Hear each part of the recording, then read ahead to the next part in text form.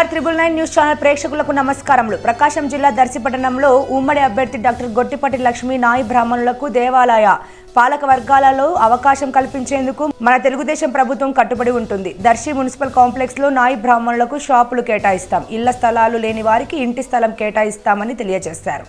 Doctor Gottipati Lakshmi Darsi పట్టణంలోని చిరు వ్యాపారులతో ప్రజలతో మమేకమై సమస్యలు అడిగినప్పుడు పలువురు మాట్లాడుతూ కరెంటు బిల్లులు, గ్యాస్ ధరలు, పెట్రోల్, డీజిల్ పెంపుతో సామాన్యులు బతకలేకపోతున్నామని పలువురు గొట్టిపాటి లక్ష్మి దృష్టికి తీసుకుని వెళ్లడం జరిగింది.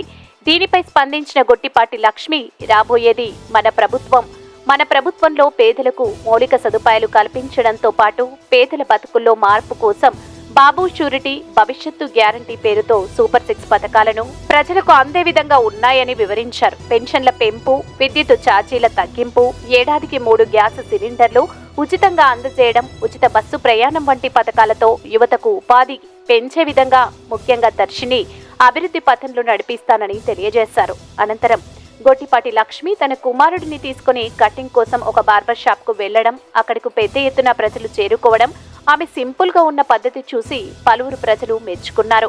ఆ బార్బర్ షాప్ యజమానితో సాదాసీదాగా సమస్యలు అడిగి తెలుసుకున్నారు.